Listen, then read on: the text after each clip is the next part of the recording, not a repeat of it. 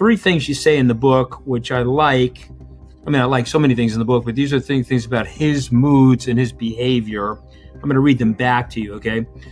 He had a couple of moves. He would shift blame, the quick lie, the counterattack, the misdirection, the performative anger, sort of this angry outburst to push people back. He understood the power of that seat about as well as anybody. You know, when you're sitting in the Oval Office with him, I don't care who you are, he's the president, you're not. Mm-hmm. It can be intimidating to people. Mm-hmm.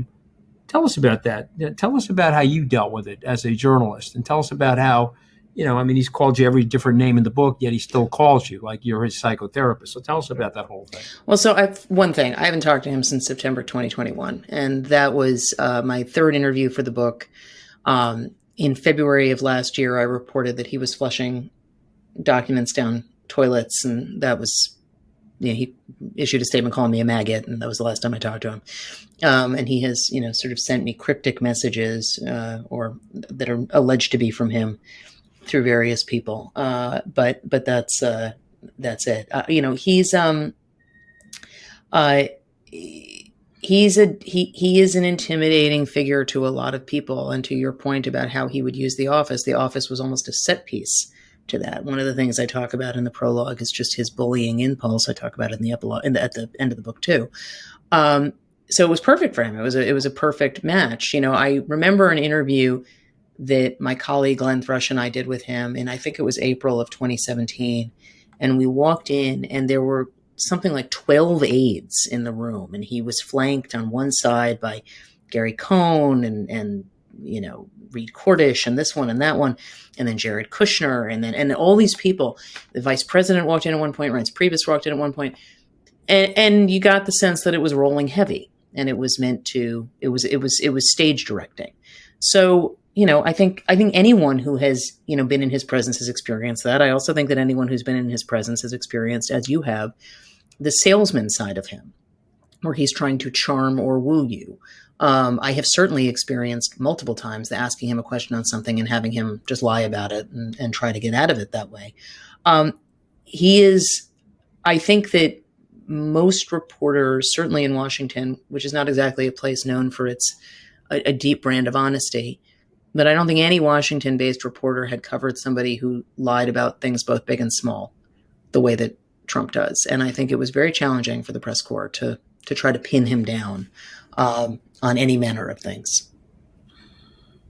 I want to move quickly through this interview and go right to January 6th. Sure. Was January 6th surprising to you? No, it was not. It was shocking, but not surprising. It's shocking, not surprising, right? Yeah. You know, so someone like a Michael Cohen said it was going to happen. People asked me. I said, well, look, he's not going to ever concede. He said in 2016 that if he lost, he would declare fraud. Of course, he won, so therefore he didn't. That's right. Fraud. That's right. So and the Iowa caucuses were fake, according to him, in 2016 because he lost them. Yeah. Right.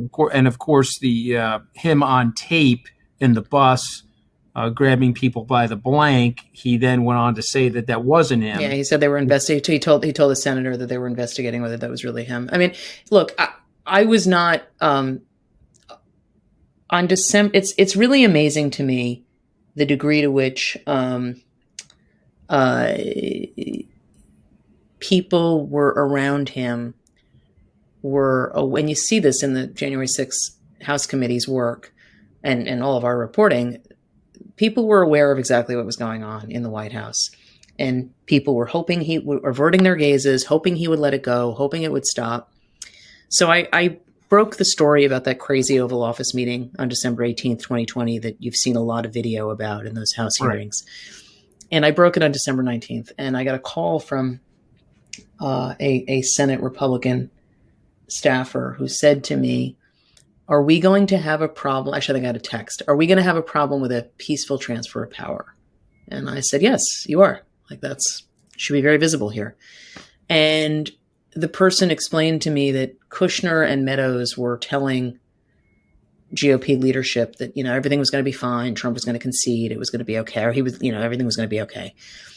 It was so not to be okay. And so it was not surprising to me. And it was not surprising to me also another story that I helped break and that was cited in the report was Annie Carney and I reported on January 5th that Pence had told Trump he wasn't going to do what Trump wanted in terms of dismissing the results in the Electoral College certification. And Trump had put out a statement saying, we were wrong. Pence and I see this the same way.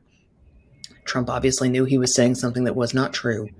So no, I was not surprised because Trump was fighting this up until the very last minute. And by the way, Anthony, so much of all of our reporting from real time held up in what we saw from the committee, but that's a side note.